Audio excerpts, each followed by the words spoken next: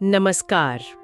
आज हम ब्रह्मांड पुराण पर बात करेंगे, जैसा अवधेश राणा के सारांश में बताया गया है। जी, ये 18 महापुराणों में से एक बहुत ही महत्वपूर्ण ग्रंथ है।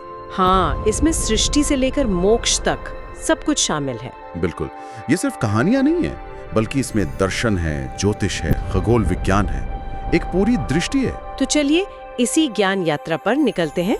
शुरुआत करते हैं सृष्टि की उत्पत्ति से।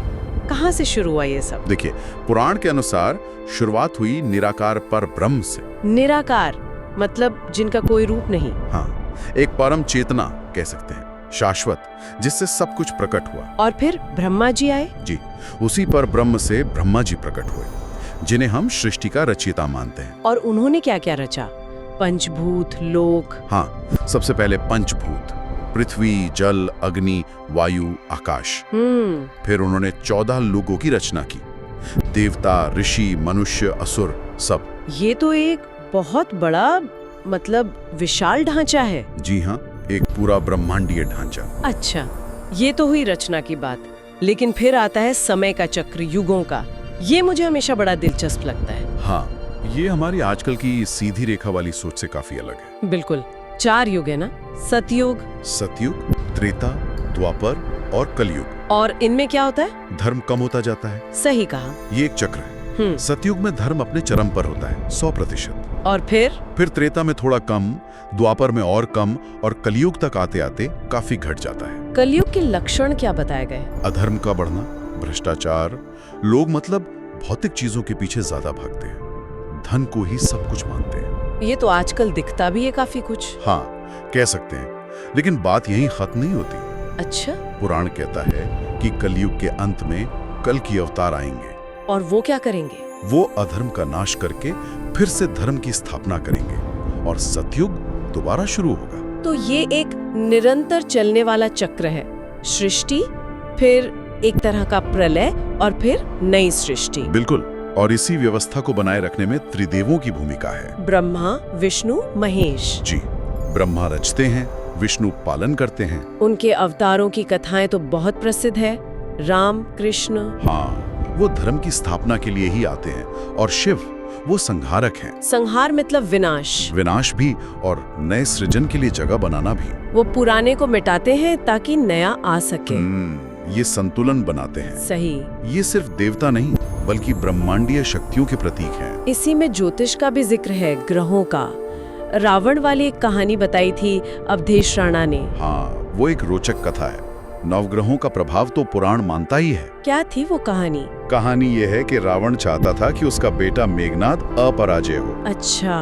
तो उसने अपनी शक्ति से नवग्रहों को बंदी बना लिया और ऐसी स्थिति में रख दिया कि मेघनाद की कुंडली एकदम शुभ हो जाए। अरे, तो क्या हुआ फिर? सब ग्रह तो मान गए, लेकिन शनिदेव, हाँ, उन्होंने अपनी दृष्टि डाल दी। शनिदेव की दृष्टि। हाँ, और उसी के प्रभाव से सारे गबार योजना के बावजूद मेघनाद आखिर में मारा गया। ओ, मतलब ब्रह्मांडीय नियम सबसे ऊपर है। बिल्कुल, कोई उन्हें अपनी मर्जी से बदल नहीं सकता। ये तो काफी गहरा संदेश है। अब आते हैं सबसे अहम सवाल पर, आत्मा और मोक्ष। जी, ये तो पुराण का केंद्रीय तत्व है, उसका सार। आत्मा के बारे में क्या कहा गया है? आत्मा को नित्य बताया गया है, अजर, अमर।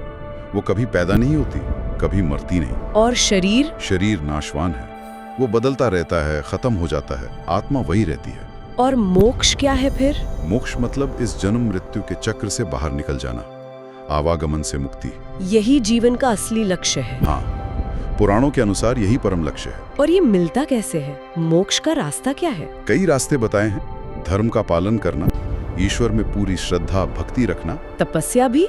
हाँ, तपस्या भी एक मार्ग है, लेकिन सबसे ऊपर माना गया है ब्रह्म ज्ञान को। ब्रह्म ज्ञान मतलब ब्रह्म का ज्ञान। हाँ, उस परम सत्य को जानना, असल में आत्मा को ही जानना। जैसा कहा गया है, जो आत्मा को जान लेता है वही ब्रह्म को पा लेता है। ज्ञान मार्ग सबसे श्रेष्ठ है। जी हाँ, ज्ञान से ही असली मुक्ति संभव है। इसमें तीर्थ यात्राओं का भी महत्व है ना? काशी, प्रयाग। हाँ, बिल्कुल।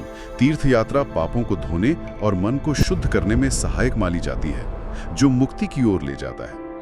पुराण में ब्रह्मांड का भूगोल, जम्बू द्वीप, सप्तसागर, ग्रहों की गति, इन सब का भी वर्णन मिलता है। उस समय का ज्ञान दिखाता है ये। सही। तो अगर हम इस पूरी चर्चा को समेटे तो ब्रह्मांड पुराण हमें क्या सिखाता है, इसका सार क्या है? देखिए, सार ये है कि ये सिर्फ पुरानी कथाएं नहीं है। ये सृष्टि कैसे बनी, समय कैसे चलता है, चक्र में धर्म कैसे बदलता है और मनुष्य जीवन का उद्देश्य क्या है, इन सब पर एक गहरा विचार है। और ये भी कि सब कुछ जुड़ा हुआ है, ज्ञान, विज्ञान, ज्योतिष, आध्यात्मिकता। बिल्कुल, सब एक ही परम सत्य के अलग अलग पहलू हैं। सृष्टि का आधार आध्यात्मिक ऊर्जा है और धर्म अधर्म का संतुलन समय के साथ बदलता रहता है।